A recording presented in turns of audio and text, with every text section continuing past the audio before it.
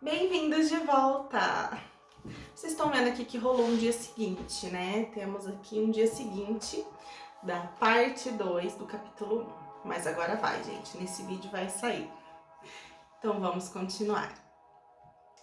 Quando a criança começa a frequentar a escola e inicia uma vida social, ela recebe novas crenças, além das que chegaram através dos pais e familiares, sobre aquilo que supostamente é certo ou errado, sobre aquilo que ela deveria ser e fazer na vida, o que em geral não é o que ela gostaria de ser e fazer. Novos limites e regras são impostos, novas ideias, preconceitos, opiniões, crenças são transmitidas. É verdade que para o seu próprio bem, o jovem precisa de limites e regras, mas ninguém ensina que determinadas regras precisarão ser abandonadas, pois elas devem estar a serviço do desenvolvimento da consciência e não o contrário. Todo ser humano traz consigo uma sabedoria, um poder, mas normalmente, devido às influências externas, sua visão vai sendo esquecida e seu poder vai sendo contido. É na medida que seu poder é contido, isso se volta contra ele. Formas contrárias ao seu propósito são criadas. O programa da alma impele a pessoa a se mover numa direção, mas a mente condicionada por fatores externos faz com que ela siga em outra. E essa contradição gera sofrimento. Vamos prestar atenção nessa parte. O programa da alma impele a pessoa a se mover em uma direção, mas a mente condicionada por fatores externos faz com que ela siga em outra. E essa contradição gera sofrimento. Vamos dar um exemplo assim clássico, bem ilustrativo. Vamos supor que um artista nasce em uma família de advogados ou uma família de contadores, né? Pessoas assim mais ali com um olhar voltado para exatas, para o sólido, para o concreto. E o artista tem aquela mente abstrata, divaga, se mergulha na sua intuição e criatividade. Percebe que já é uma criança que talvez vai ter dificuldade ali com matemática, com física, com rotina. Então a alma dela pede para ela ser uma coisa, para ser um músico, um artista plástico, um escritor. Mas a sociedade ali, o meio onde ela está inserida, que são seus familiares, vai dar as condições externas, dizendo: não, você precisa passar num concurso público, você precisa ter uma carreira política, você precisa estudar, você precisa ter diplomas e doutorados para ser feliz. Enquanto talvez ela seria muito bem feliz vendendo a sua arte na praia. Percebe uma contradição? Então essa contradição gera sofrimento. Aplica aí na tua vida, por exemplo. Você talvez que nasceu em um lar religioso, só que aquela religião em si específica não te passa uma verdade, não te passa entendimento e você gostaria de se abrir para outras coisas, talvez ir para o mundo mais esotérico, mais místico. Então isso gera contradição. N fatores, se você for pensar agora na sua vida. Um simples fato, por exemplo, ninguém nunca saiu do Brasil e eu quero ser o primeiro a sair do país. Então, a minha família tem muito medo dessas decisões. Ou então, na minha família, nunca ninguém se separou e eu vou ser a primeira pessoa a me separar, a terminar um relacionamento. Isso também gera contradição. Então, pega esse trecho e dá uma analisada na tua vida. Talvez esse teu sofrimento seja a tua alma te levando para um lado e as condições externas te levando para outro. E você entra nesse conflito.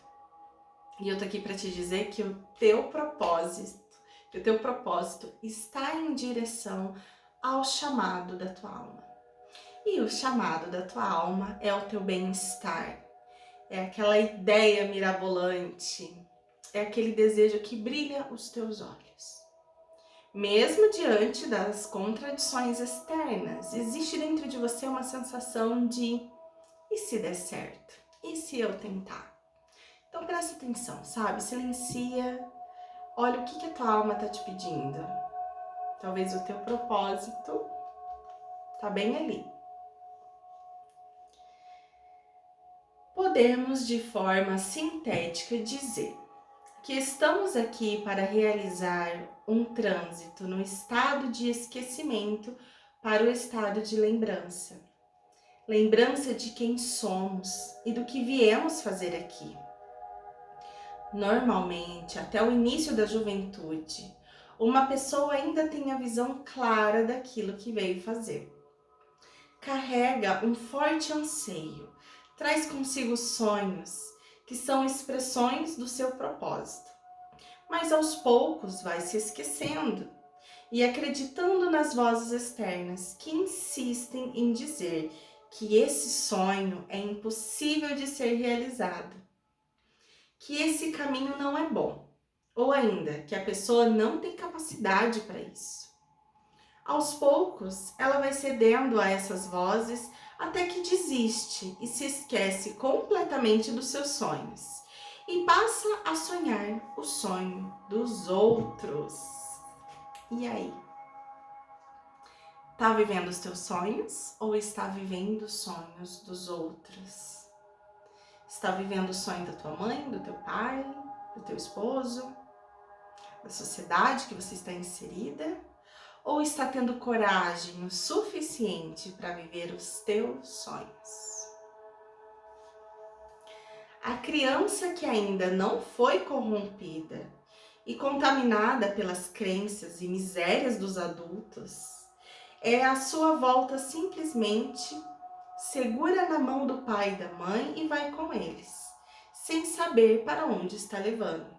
Contudo, aos poucos, ela deixa de confiar. Começa a ser atingida pelo medo na forma da desconfiança, e na insegurança e pelo ódio na forma da raiva e da vingança. Mas por que isso acontece? Por que ensinam isso para ela?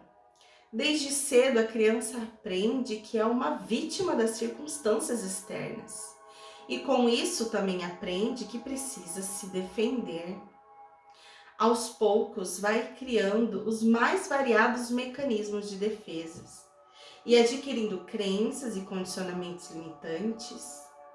Tais mecanismos são limitantes porque, ao mesmo tempo em que servem para proteção, gera separação e esquecimento. A Bruna, de 15 anos, cheia dessas crenças e mecanismos de defesa, jamais estaria aqui gravando esse vídeo, ainda que a minha alma me chamasse para essa comunicação. As minhas crenças e circunstâncias externas me defendia da sensação de me sentir vulnerável, de me sentir ridícula ou de me sentir julgada pelas pessoas. Eu precisei soltar essas cascas para estar aqui falando de forma natural e espontânea com vocês. Porque as crenças e condições externas me deixavam nesse mecanismo de defesa. E se ninguém gostar? E se as pessoas não concordarem? E se eu me sentir ridícula? E se tiver haters? Entende? Então começa a perceber os teus próprios mecanismos de defesas que foram criados através de circunstâncias externas. Através do ponto de vista de uma outra pessoa, ainda que a intenção fosse boa. Não fala demais, não se expõe tanto, cuidado com as suas amizades, não se abre tanto para as pessoas. Quantas vezes a gente já ouviu isso, né? Não conte os seus sonhos, porque senão dá errado. Tanto medo, parece que a gente nasce e a gente simplesmente só tem que se defender de todo mundo e de todos a todo momento. Então, cada vez mais a gente vai se reprimindo e vai entrando, né, nessa caixinha e não expõe, não coloca para fora tudo que tá aqui dentro. Às vezes pelo simples medo de não ser aceito, de não ser aceita. Então, pense também sobre isso aí, faça uma autoanálise sobre essas questões na sua vida. Isso que conhecemos como maldade nada mais é do que um conjunto de mecanismos de defesa que o ser humano desenvolve desde cedo na vida para se proteger da dor, dos choques, da humilhação, rejeição e exclusão. E quanto mais maldade uma pessoa manifesta, mais dor ela carrega no seu sistema. Obviamente, a educação tem um papel fundamental na formação da personalidade infantil e também no processo de expansão de consciência humana. O processo de educação das nossas crianças deve começar através da reeducação do nosso eu interior. Somente assim teremos de fato algo para dar. Caso contrário, isso que chamamos de educação continuará sendo somente uma reação ao passado, somente uma projeção das nossas dores infantis. Projetamos nossas mazelas nas crianças e queremos fazer delas aquilo que acreditamos ser o melhor. Quem nunca, né? Fala aí, quem é pai, quem é mãe. Quantas vezes o meu marido mesmo já falou pro meu filho? Porque se fosse na minha época, eu não poderia falar com meu pai desse jeito, né? Meu filho tem 11 anos e ele é um extremo questionador. Qualquer ordem, qualquer coisa para ele precisa fazer sentido. Aquela história de porque eu sou sua mãe, porque eu sou seu pai, pronto, acabou, fica quieto, não funciona. Pelo menos aqui em casa não funciona. Isso incomoda o meu marido, por quê? Porque na época dele, escutar um fica quieto porque eu sou seu pai era o suficiente para ele, né, ficar quieto. Mas para o meu filho já não é o suficiente. Então vem aquelas dores infantis e ele projeta, ele quer reafirmar essa autoridade. Porque eu sou seu pai, pronto, e acabou. Só que não é assim, a criança já traz outro questionamento. Então começa a reparar na educação que você dá para o seu filho. A maneira como você impõe a tua autoridade está sendo algo feito através de uma forma consciente ou você só está projetando as tuas dores internas lá da tua infância? Repetindo, porque você via teu pai e tua mãe fazendo e agora você é pai e mãe, então você entende que talvez seja assim que se cria um filho. Vamos repensar sobre isso. Portanto, temos um grande desafio pela frente. Precisamos curar nossas mazelas para que possamos educar nossos filhos adequadamente. Porque se continuarmos agindo com base nos nossos traumas do passado, permaneceremos sabotando o desenvolvimento das crianças e desviando-as do seu caminho natural. No seu propósito de vida, isso será possível somente se estivermos dispostos a assumir nossa responsabilidade e a conhecer a nós mesmos. Porque na medida em que nos conhecemos, vamos nos libertando das nossas crenças limitantes e da ideia de que somos vítimas e nos tornamos capazes de apoiar o desenvolvimento sustentável da personalidade infantil, o que implica em não projetar nossas misérias nas crianças e dar a força para que a sua visão e sua sabedoria sejam reveladas para o mundo. Precisamos abrir mão da necessidade de ter nossas expectativas e carências supridas através dos nossos filhos, pois essa é a raiz do problema. Sei que não é uma tarefa fácil, pois é muito difícil não repetir padrões e não impor pontos de vistas para as crianças. A projeção da nossa carência e condicionamento das nossas crianças é uma das bases que sustentam a miséria humana. A criança tenta ser feliz da maneira como ensinamos que deve ser, mas ela nunca se sente encaixada, nunca se sente realmente confortável.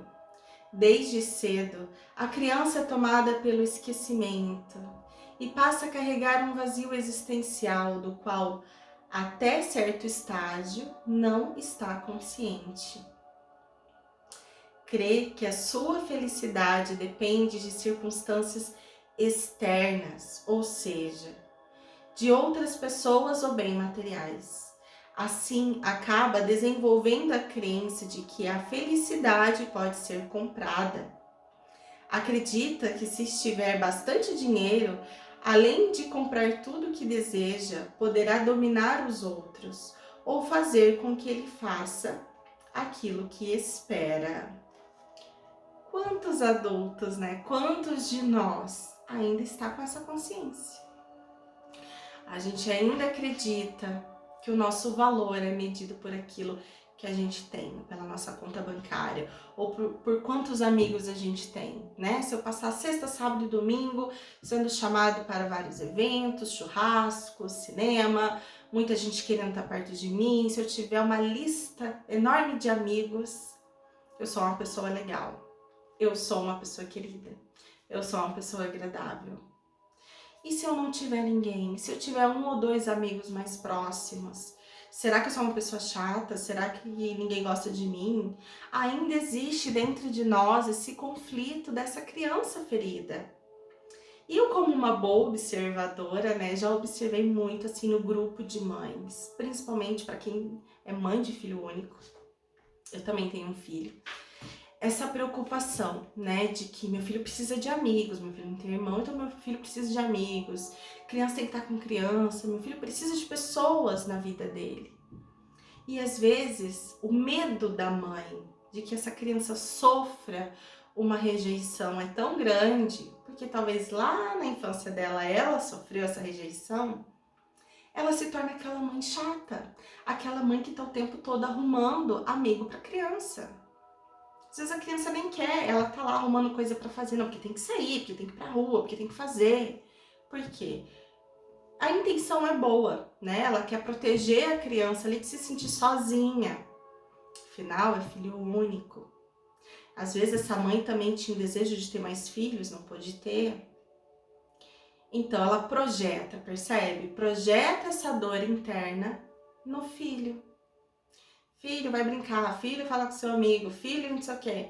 Sendo que a criança só queria estar lá, ó, existindo na sua plenitude, deixando a alma dela fluir de forma natural.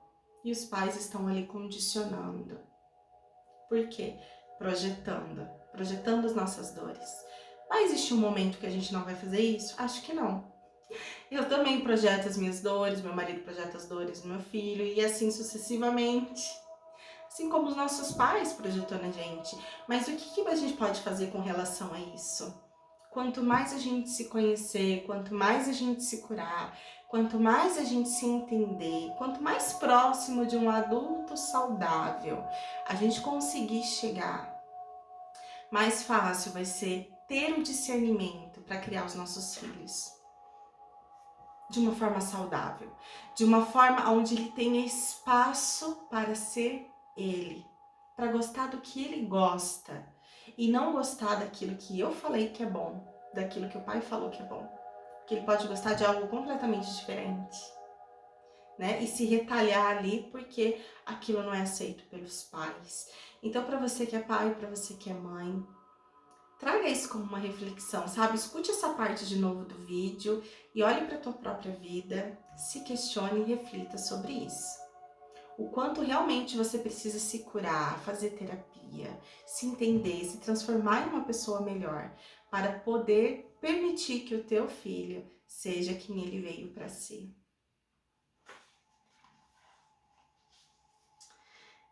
Aqui tá. Nosso sistema educacional está baseado nisso. Ensinar a criança a ganhar dinheiro e a ter poder, justamente porque na fundação da nossa sociedade existe uma crença de que dinheiro é sinônimo de felicidade. Nada pode ser mais ilusório do que isso. E é por causa dessa grande ilusão que a depressão se tornou a doença do século. E que nos tornamos dependentes de remédios para dormir e atenuar a ansiedade. Estamos criando uma humanidade dependente de terapia. E mesmo com terapia, não há não há garantia de que se resolveremos este problema. Muitos conseguem viver melhor se aceitar mais e dar alguns passos no caminho do autoconhecimento. Mas só através da espiritualidade é possível romper com esse círculo vicioso. Processos terapêuticos só podem trazer resultados positivos no que diz respeito à cura das nossas raízes, onde a doença está instalada. Se puderem abordar e tratar o ser humano como um todo, incluindo a sua dimensão espiritual, esse cenário precisa ser modificado. Caso ao contrário, seguiremos procriando miséria. Enquanto continuarmos buscando fora, projetando nossas carências no outro, exigindo que ele faça aquilo que queremos que ele faça, enquanto não curarmos nossas feridas da infância através do autoconhecimento, seguiremos procriando ignorância através dos nossos filhos. Muitas vezes você acha que está amando seu filho, mas está apenas tentando resolver o seu próprio problema. Na verdade, você está tentando se realizar através dele, ao obrigar a criança a fazer do seu jeito. Você acaba desviando-se do caminho dela. E qualquer caminho que não seja o da alma é um mau caminho, porque ela estará se afastando do Dharma. Se pudéssemos evitar que essas crenças fossem instaladas na infância, tudo seria diferente. Na minha visão, isso seria possível se o autoconhecimento e a espiritualidade se tornassem parte do ensino fundamental. Mas enquanto isso não acontece, que possamos zelar para que as nossas crianças não percam a inocência e a espontaneidade. Esse é um projeto para séculos, mas precisamos começar agora. Porque ao colocar um filho nesse mundo, você tem a responsabilidade de ajudar no desenvolvimento espiritual dessa alma, ou pelo menos precisa aprender a não sabotá-lo. Essas são questões muito importantes, mas precisaríamos de um outro livro para tratar delas. Por enquanto, quero apenas deixar algumas perguntas para aqueles que estão querendo ter filhos. Quem em você quer ter um filho? E para quê? De onde vem essa vontade? Vem da necessidade de cumprir um programa social, de suprir uma carência, ou é um comando do seu coração? Só essas perguntas já dá um outro vídeo. Então, vou repeti-las. Quem em você quer ter filho? E para quê? De onde vem essa vontade? Vem da necessidade de cumprir um programa social, de suprir uma carência, ou é um comando do seu coração? E eu vou finalizar com essas perguntas. Depois a gente vai continuar. Porque é algo realmente a ser pensado. Por exemplo, eu tenho um filho só. E daí as perguntas são, quando vem o segundo? Vai ter segundo? Eu já falei que eu já tô esperando o neto, que vai ser um só. Porque qual a necessidade, né, de ter um outro filho? Para fazer companhia para o primeiro? É um desejo do meu coração, não é porque as pessoas dizem que filho único é muito solitário.